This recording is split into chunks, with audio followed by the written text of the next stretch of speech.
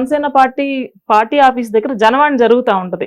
ఎందుకంటే ప్రజలు అన్ని నియోజకవర్గాలు ఇప్పుడు డిప్యూటీ సీఎం అనో లేకపోతే ఆయన శాఖలకు సంబంధించి వాటి మీద కాదు, ప్రజా సమస్యలు ప్రతి ఒక్క దాని మీద కూడా అక్కడ నుండి వివరణ వెళ్తా ఉంటది. ప్రజలకు కానివ్వండి, అధికారులకు కానివ్వండి, తక్షణమే పనిచేయాలి. అక్కడ నుండి ఎమ్మెల్యే స్థాయి వ్యక్తులు, అక్కడ చైర్మన్లు అలాంటి వాళ్ళు జనవాణిలో ఉంటారు. ఉండి ప్రజా సమస్యలు ఏ వచ్చినా సరే వెంటనే చేస్తారు. మరి ఇంకా అలాంటప్పుడు విమర్శలు ఎలా వస్తాయండి? విమర్శలు చేస్తున్నారంటే ఏదో వైసీపీ కార్యకర్తలు బురద జల్లే ప్రయత్నం తప్ప కూటమిలో ప్రజలు చాలా అసలు ప్రతిపక్షం లేదండి. ప్రతిపక్షం అధికార పక్షం అన్ని మేమే, అక్కడ ప్రతిపక్షం కూడా లేదు అసలు. జీరో, వైసీపీ లేదు. ప్రతిపక్ష హోదా ఎక్కడుందండి వాళ్ళకి? ప్రతిపక్ష హోదా లేదు కదా. అంతకు ముందేమో 2014లో ఎమ్మెల్యేగా గెలిచారు ఆయన, జగన్మోహన్ రెడ్డి గారు. నేను ముఖ్యమంత్రిని అయితేనే అసెంబ్లీలో ఉంటాను లేకపోతే ఉండను అని చెప్పి రోడ్డు పట్టుకుని ముద్దుల యాత్ర చేసుకుంటూ తిరిగారు. మరి ఇవాళ కూడా కూటమి వచ్చింది, ఆయన నమ్మి కొంతమంది గెలిచిన వాళ్ళు ఉన్నారు, ఆయన నమ్మి ఓట్లేసిన ప్రజలు ఉన్నారు. వాళ్ళకి న్యాయం చేయకుండా ఇప్పుడు కూడా అదే తప్పు చేస్తున్నారు. అసెంబ్లీకి రాకుండా నేను లోపలే కూర్చుంటాను, తాడేపల్లి ప్యాలెస్లోనే బయటికి రాను, లేదంటే వెళ్ళిపోయి ఎక్కడో ఉంటా, లోటస్ పాండ్ రాంబాబు గారు కూడా ఒకటి, రాంబాబు అయితే కామెంట్ చేయడం కూడా జరిగింది, జగనన్నతో ఆట పులితో వేట పెట్టుకోవద్దు అని చెప్పేసి ఒక వార్నింగ్ కూడా ఇస్తున్నాడు. పవన్ కళ్యాణ్ అనవసరంగా జగన్మోహన్ రెడ్డి గారితో పెట్టుకుంటున్నాడు, అంటే ఇప్పుడు కామ్గా ఉన్నాం కదా, అంటే సైలెంట్ గా ఉన్నాం కదా అని చెప్పేసి నీకు ఇష్టం వచ్చినట్టు రెచ్చిపోతున్నావు, ఒక్కసారి విజృంభించామంటే ఆ తాకిడికి నువ్వు తట్టుకోలేవు అని చెప్పేసి కొన్ని వార్నింగ్లు ఇస్తూ ఉన్నారు. దీనికి ఏం చెప్తారు? ఆయన వార్నింగ్లు ఇవ్వడం ఏం లేదండి, మేకపోతు గాంభీర్యాన్ని ప్రదర్శిస్తున్నారు. పవన్ కళ్యాణ్ గారే చెప్పారు కదా, ఫ్యాక్షనిస్టులకి కనుక మీరు పట్టం కడితే ఎలా ఉంటది చూస్తారు అని 2019 ఎలక్షన్ ముందు బహిరంగ సభలలో చెప్పారు. అయినా కూడా ప్రజలు నమ్మి అతనికి ఓట్లు వేశారు. ఇది తండ్రి మీద ప్రేమ కావచ్చు, ఏదన్నా గానీ ఒక ఆడపిల్ల రోడ్డు మీదకి వచ్చి ప్రచారం చేసి వాళ్ళ సింపతి తోటి అన్నా పడొచ్చు, ఆయన ముఖ్యమంత్రి అయ్యారు. ముఖ్యమంత్రి అయిన తర్వాత ప్రజలకు ఏం చేశారండి? ఏదన్నా చేశారా? చేయకపోక ఫ్యాక్షనిజాన్ని పరిచయం చేశారు ప్రతి గ్రామానికి కూడా. పవన్ కళ్యాణ్ గారు ఏదైతే చెప్పారో రాయలసీమ ఫ్యాక్షనిజం మొత్తం ఆంధ్రప్రదేశ్ మొత్తం వ్యాపిస్తుంది అని చెప్పారు, దాన్ని నిజంగానే పరిచయం చేశాడు ఈయన. మరి వాళ్ళు అంటే భయపెడుతున్నారు అనమాట, మళ్ళీ మిమ్మల్ని ఏదో చేయబోతున్నాం అని చెప్పి భయపెడుతున్నారు. భయపెడితే భయపడటానికి అక్కడ ఉన్నది జగన్మోహన్ రెడ్డి కాదండి, పవన్ కళ్యాణ్. అక్కడ బోర్డర్ లో సైనికులు ఏ రకంగా అయితే గుండె ధైర్యంతో నిలబడతారో అటువంటి వ్యక్తి. జన సైనికులు కూడా ప్రాణాలకు తెగించి నిలబడ్డాం మేము, సామాన్యమైన మహిళలం, మాకేమి వెనకాల రాజకీయ బ్యాక్గ్రౌండ్ లేవు, కోట్ల రూపాయల ఆస్తులు లేవు, మీరు ఏదో లాక్కుంటారనో లేకపోతే భయపడటానికి ప్రాణాలకు కూడా భయపడనటువంటి వ్యక్తులు పవన్ కళ్యాణ్ గారితో వాళ్ళు ప్రయాణం చేస్తున్నారు. మీరు ఎవరిని భయపెడతారండి? అవన్నీ వాళ్ళు భయపడేటువంటివి అన్నమాట. మమ్మల్ని తీసుకెళ్లి ఏ జైళ్లలో పెడతారో అనేటువంటి భయాన్ని, మేకపోతు గంభీర్యాన్ని ప్రదర్శిస్తూ ఆయన అటువంటి చేస్తున్న వ్యాఖ్యలే తప్ప ఏమీ లేదు. అంటే అందరినీ లైన్ లో తీసుకెళ్తున్నారు కదా, నన్ను తీసుకెళ్లలేదు, నేనున్నాను ముందని చెప్పి చెప్తున్నాడు ఆయన.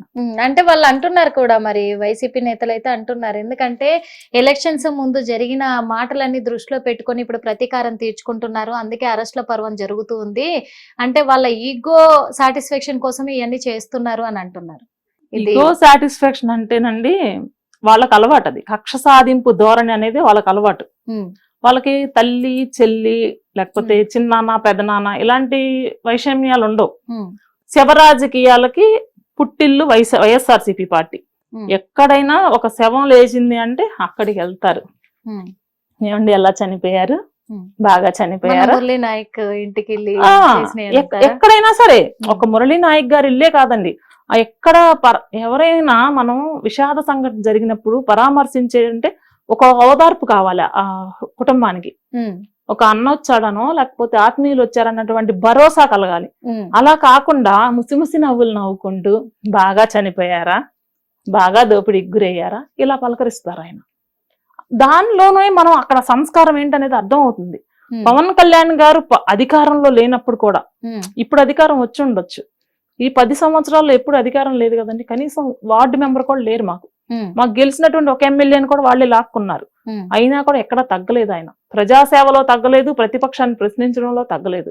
ఇవాళ ప్రతిపక్ష హోదా అని మీరు అంటున్నారు, వాళ్ళకి ప్రతిపక్ష హోదా లేదు, బట్ ప్రశ్నించే హోదాలో వాళ్ళు ఉన్నారు. ఎందుకు ప్రశ్నించలేకపోతున్నారు? వాళ్ళు ప్రశ్నించే అవకాశం లేకుండా కూటమి వాళ్ళ పరిపాలన చేస్తుంది. అలాంటప్పుడు ఇంకా వాళ్ళు విమర్శించడానికి ఏముంటదండి?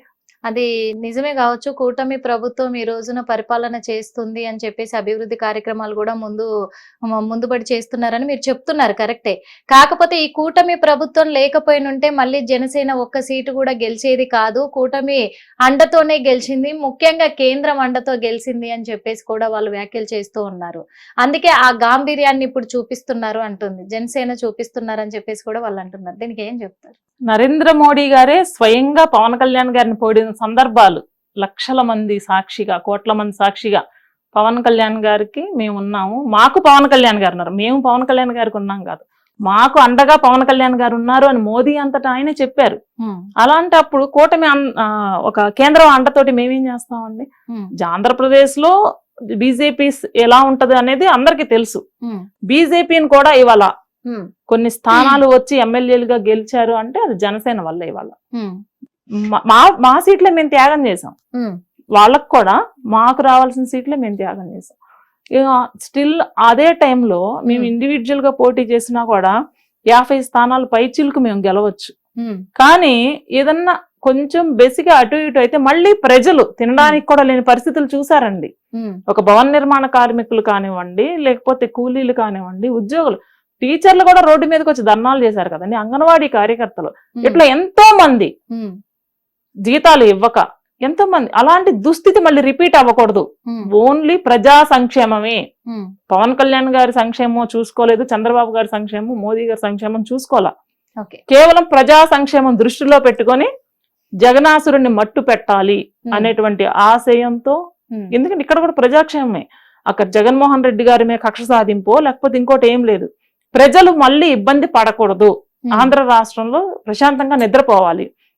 వైఎస్ఆర్సీపీ గవర్నమెంట్ లో ఎవరన్నా ప్రశాంతంగా ఉండగలిగారండి? ఏ మారుమూల నుండి ఏ గొడవ వస్తుందో తెలియదు, ఎటు నుండి ఏ బాడీ డోర్ డెలివరీ చేస్తారో తెలియదు, ఏ ఆడబిడ్డ మెడలోంచి బంగారం ఎత్తుకెళ్తారో తెలియదు, ఆడబిడ్డలను ఎత్తుకుపోయి అక్రమ రవాణా చేస్తారో తెలియదు.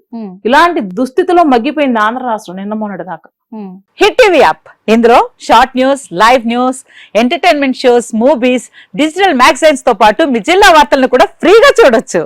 ఇంకెందుకు ఆలస్యం, వెంటనే హిట్ టీవీ యాప్ ని డౌన్లోడ్ చేసుకుని ఫ్రీగా ఎంటర్టైన్మెంట్ పొందండి. Hit TV app. Hit TV app. Please download hit TV app. Hit TV app ని ఫ్రీగా డౌన్లోడ్ చేసుకుని ఎంజాయ్ చేయండి. మీకు నచ్చిన ఎంటర్టైన్మెంట్ కోసం హిట్ టీవీ యాప్ ని ఫ్రీగా డౌన్లోడ్ చేసుకుని ఎంజాయ్ చేయండి. హిట్ టీవీ యాప్ ని డౌన్లోడ్ చేసుకుని ఆస్వాదించండి, ఆశీర్వదించండి. ఇంతమంది సెలబ్రిటీలు హిట్ టీవీ యాప్ ని డౌన్లోడ్ చేసుకోండి అని చెప్తున్నారంటే ఎంత మంచి యాప్ ఆలోచించండి. అమెరికా అమెరికా అమెరికా అమెరికాలో చదవాలనుకునే వాళ్ళకి విశ్వసనీయమైన పేరు మన శౌర్య కన్సల్టెన్సీ. UK లో 1 year masters, UK లో 1 year masters, 2 years work permit up to 5 years visa. Contact Saurya Consultancy. Contact 89851 89851.